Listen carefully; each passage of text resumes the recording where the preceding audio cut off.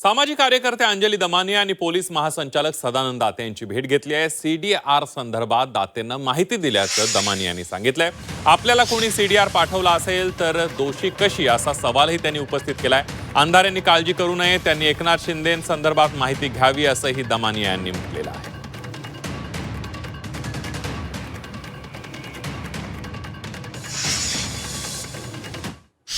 अनेक राजकारण्यांनी खराताना प्रश्न विचारायचे सोडून त्यांनी दमानियांकडे सीडीआर कुठून आला याच्यावरच रान उठवण्याचा प्रयत्न केला।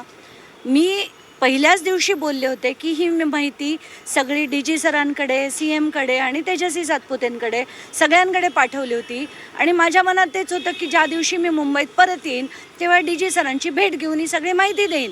पण त्याच्या आधी वाटेल ते बोलणं काय, दमानियांनी अमुक केलं, दमानियांनी तमुक केलं, तर मला ही जी माहिती होती ही केव्हाच यंत्रणांकडे पोचलेली होती।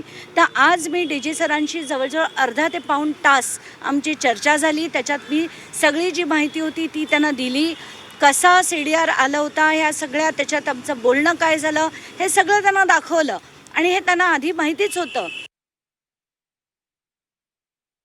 आता जो सीडीआर कोण घेऊ शकतो, मिळवू शकतो, तर अंजली दमानिया कोणाकडनं जर सीडीआर मागून तो इल्लीगली मिळाला तर मी डेफिनेटली गुन्हेगार आहे। जर माझ्याकडे तो कोणी पाठवला असेल तर प्रश्न कुठे येतो, आणि ते सुद्धा मी मागून जर पाठवला असेल तर गोष्ट वेगळी, जर माझ्याकडे ती माहिती आणून दिली तर हा प्रश्नच उद्भवत नाही। अंधारेंना काळजी करू नका, त्यांना म्हणा तुमचा खरा फोकस एकनाथ शिंदे पाहिजेत, पण तुम्ही त्यांच्या गटात जाणार आहात का की तुम्ही त्यांच्यावर बोलण्याऐवजी माझ्यावर बोलताय।